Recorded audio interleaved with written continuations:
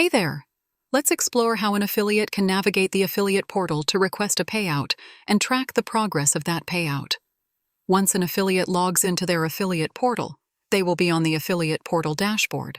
In the balance section, affiliates can see the balance amount available for payout. They will also find a Request Payout option in the balance section.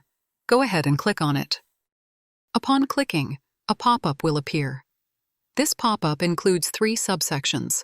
The first is Payout Request, which allows affiliates to request a payout from the store owner.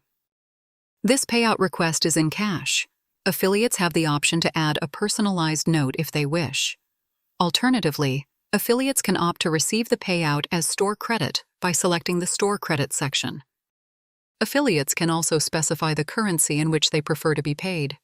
For instance, if they want to be paid in Australian dollars, they can select that, specify the payout amount, and add a note if needed. Once done, they should click on the Convert button.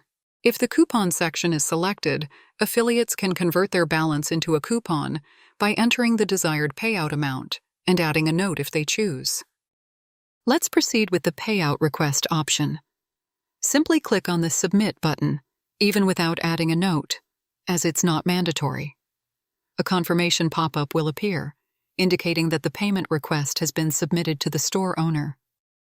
Now, let's close this window. This is how an affiliate requests a payout.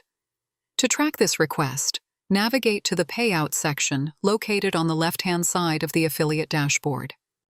From the store owner's perspective, they will see the request in their Payout section in their Afflr admin dashboard. If the store owner decided to proceed with the payout request, the store owner selects the payment method, enters the amount, adds a note if desired, and clicks Next. They must then approve the changes to confirm the payout and click on the Pay button. Once approved, the payment request will be processed.